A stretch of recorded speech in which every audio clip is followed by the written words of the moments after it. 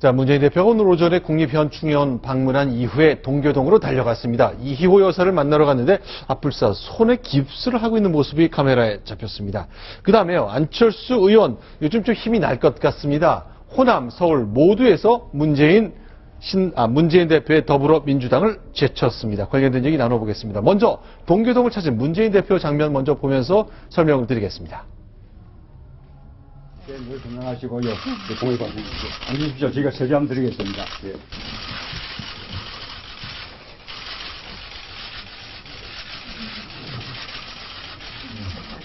네, 감사합니다. 예, 저희 당도 요즘 어려움이 많은데 네. 많은 가르침 주십시오.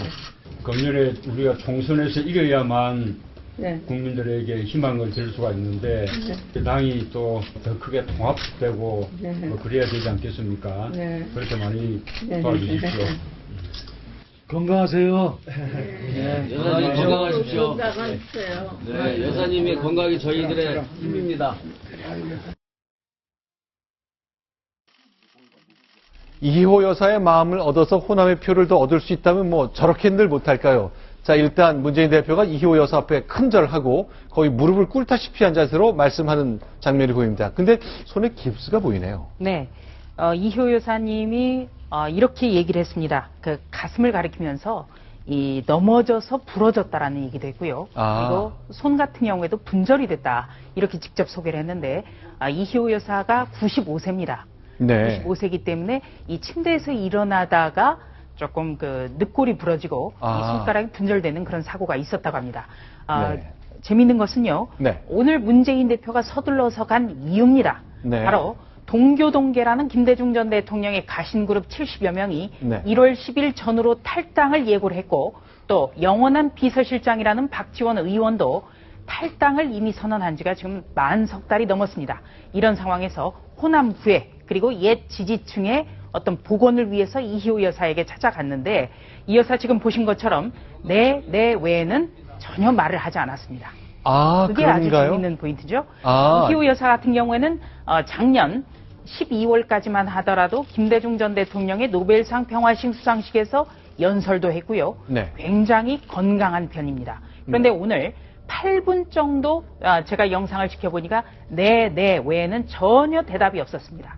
네, 그 얘기는 지금 동교동계라든지 박지원 의원이 탈당을 예고한 상황에서 문재인 대표의 방문이 그다지 달갑지 않다라는 어떤 심중을 대변한 것 아닌가 싶고요.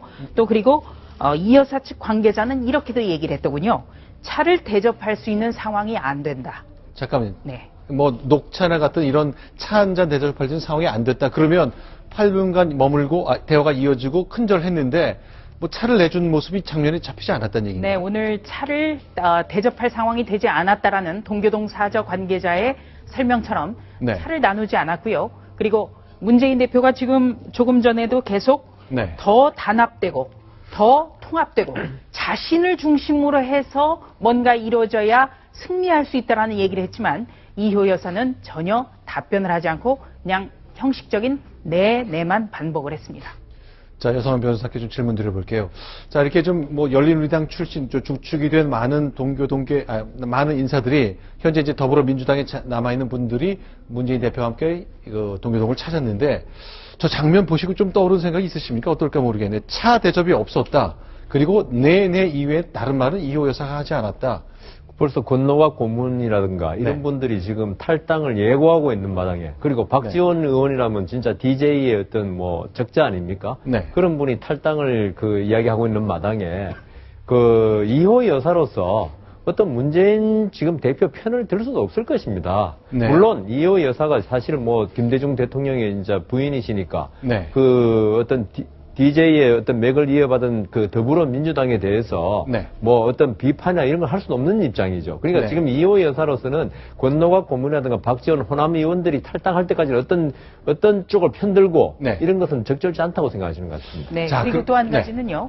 이 이희호 여사에게 문재인 대표가 공개적인 세배 이외에 비공개 대화를 요청을 했습니다. 지금까지는 세배를 가거나 네. 또 찾아뵈면 항상 비공개 대화가 이루어졌고 나중에 이희호 여사의 이 비공개 때 면담 내용이 나중에 브리핑을 통해서 나왔습니다만 네. 오늘 이희호 여사는 건강을 얘기로 들면서 비공개 면담을 허락하지 않았습니다. 자, 이례적인 덕담 정도는 저도 예상을 했었습니다만 한마디도 없었다는 점이 굉장히 인상적이네요. 자, 그러면 요즘 이제 주가가 뜨고 있는 안철수 의원. 자, 국립현충원을 직접 가지는 않았지만 떡국 봉사를 했습니다. 그 장면으로 한번 가보겠습니다. 새해 복 많이 받으십시오. 맛있게 드십시오. 맛있게 드십시오. 힘내라는 말 많이 듣습니다. 그러니까 그전에는 그냥 앞으로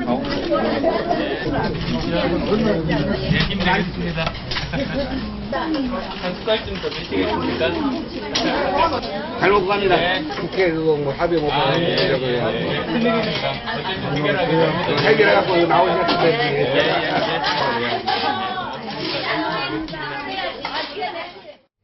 네, 지금 보신 장면이 그 안철수 무소속 안철수 의원이 자신의 지역구인 노원구 상계동에서 네. 그 떡국 봉사를 한 모습입니다. 그 새해 첫날부터 이제 그 지역구 주민들과의 접촉을 넓히고 또 이제 신당 지지를 좀 요청을 하기 위해서 이런 좀 모습을 보인 것 같고요. 그 안철수 의원 같은 경우는 이 자리에서 뭐 작년에 일이 굉장히 많이 한 것 같은데 올해는 더 잘할 수 있을 것 같다 이런 얘기를 했고 방금 그 원 안에 보이는 분이 노란 동그라미 네. 안에 있는 여성. 부인인 김미경 교수입니다. 이렇게 네. 부부가 함께 지역구에서 그 떡국 봉사 활동을 하면서 그 접촉을 넓혀갔습니다. 네, 그리고 김미경 교수가 이런 공식 행사에 참석한 것은 굉장히 이례적인 일입니다. 네. 네, 서울대 교수기 때문에 거의 참석을 하지 않고 있는데 네. 제가 참석을 한 것이 이번이 세 번째로 기억이 됩니다. 첫 아, 번째는 그러니까 안철수 의원의 정치 행사에 부인이 참석한 것. 그렇습니다. 네. 2012년에 안철수 의원이 대선 출마 선언을 할 때 나타났죠. 네. 그래서 그때 지지 연설로 네. 제 기억에 남는 게 저 장면이네요. 예, 저는 네. 안철수 씨의 아내인데 되는데 네. 이름이 영희가 아닙니다.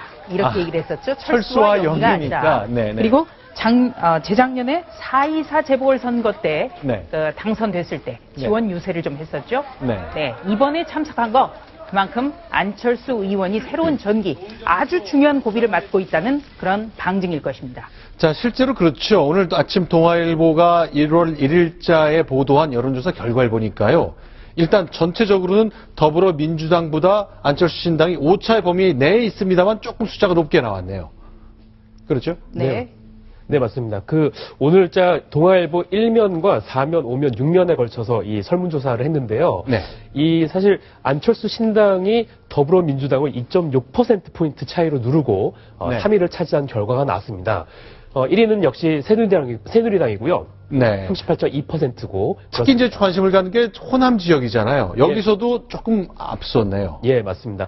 사실 광주 전라 지역에서 현재 하여튼 지금 투표를 한다면 1등이 지금 안철수 신당으로 나와 있는데요. 네. 28.6%로 더불어민주당을 5.7%포인트 차이로 누르고 1위를 차지했던 걸로 나와 있습니다.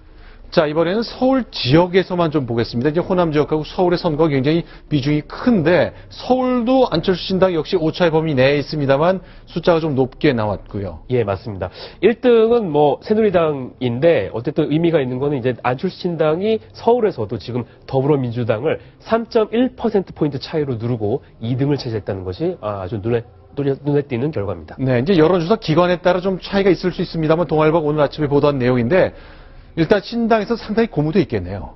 네, 지금 오차 범위 이내지만 일단 이 서울 가장 민심의 풍향계 역할을 하는 서울과 그리고 광주 전남에서 이 더불어민주당을 앞서 있다는 데에서 상당히 의미를 두면서도 비주류 진영에서는 네. 의외로 지금 격차가 네. 많이 벌어지지 않았다.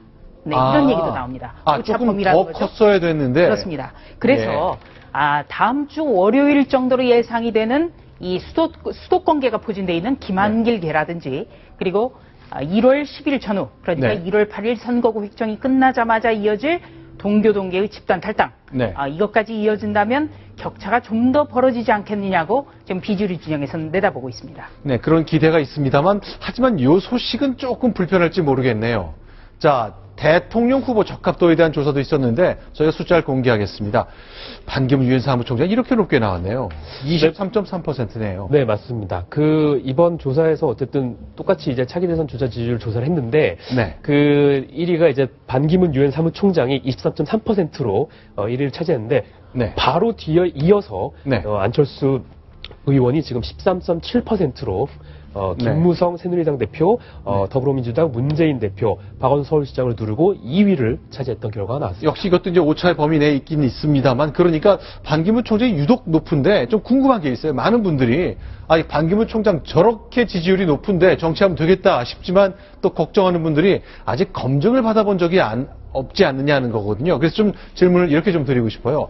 만약에 가정입니다. 내년 올해죠. 12월 31일 유엔 사무총장의 10년 임기를 모두 마치게 되면, 그래서 국내 정치에 참여하게 된다면 검증이랄까 이런 도마에 오르게 되겠지 않겠습니까? 부담스러운 포인트가 있다면 뭘까요? 네, 일단 반기문 유엔 사무총장이 진짜 끝까지 갈 수 있겠느냐, 그게 가장 크겠죠. 쉽게 말해서 권력 의욕이 얼마나 있겠느냐. 왜냐하면 고건 전 총리 같이 어느 정도 검증은 됐습니다만 끝까지 본인이 완주할지, 그것이 가장 중요한 포인트가 될 수 있겠고요.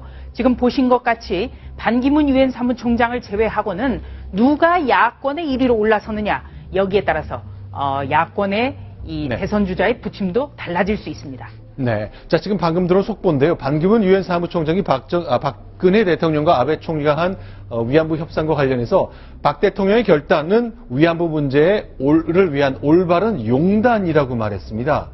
자, 역사 인식과 관련해서 또 한일 간의 관계를 푸는 과정에서 야권에서 하는 얘기와는 정반대입니다. 그러니까 적어도 저 문제에 관해서는 새누리당의 생각과 상당히 일치하는 모습을 보여주고 있습니다. 네, 뭐 간단히 조금 부연을 하자면 그 반기문 총장의 지금 나온 발언은 오늘 박근혜 대통령과 신년 인사차 통화를 했거든요. 오늘 전화 통화를 했습니다. 예, 전화 통화를 했습니다. 뭐 작년에도 반기문 총장과 박 대통령이 그 신년에 전화 통화를 했는데, 오늘 이제 그 양측이 통화를 하면서 반기문 총장이 그 한일 간의 위안부 협상에 대해서 평가한 그 발언이 지금 소개가 된 겁니다. 자, 야권에서는 반기문은 우리 사람이다. 그러니 특히 이제 문재인 대표가 그런 얘기를 했잖아요. 반기문 유엔 사무총장이 정치를 한다면 우리랑 할 것이다라고 문재인 대표가 얘기해 왔는데, 적어도 이 사안만큼은 생각이 전혀 다른 것을 좀 볼 수 있네요. 반기문 총장의 저 말씀을 그냥 아까 전화 통화에서 의례적 덕담으로 볼 수가 없는 게 저는 제 생각은 얼마 전에 그 박근혜 대통령이 그 유엔 본부 방문했을 때 어떤 새마을 운동 이야기 많이 하시지 않습니까? 그렇죠. 그리고 오늘 이게 그 연관돼 생각해야 한다 생각하고요. 그다음 왜냐하면 반기문 총장이 사실 위안부 문제 지금 민감한 문제 아닙니까? 어떤 특히 진보 쪽으로서 봐서는 아주 뭐 공격의 호재로 삼고 있는데, 그러니까 반기문 총장으로서 사실 안 해도 되는 말씀이란 말입니다. 딴 덕담을 해도 충분한데 이걸 했다는 것은 어떤 그 지금 아까 좀 전에 대선 주자 이야기도 나왔지만 여권의 대선 주자에 나서는 어떤 그런 게 아닌가, 그런 생각이 듭니다. 지금까지 반기문 총장이 유엔에 간 이후에 내놓은 의견 가운데 가장 국내 정치와 밀접한 이 얘기를 가장 민감한 시점에 내놨습니다. 자, 대통령과 반기문 총장의 전화 통화. 자, 과연 어떻게 이어질지. 어쨌건 야당에서는 좀 낙담할 사항이 방금 벌어졌습니다. 자, 이번엔 국내 소식 몇 가지 더 점검해 보겠습니다. 순위 확인하고 돌아옵니다.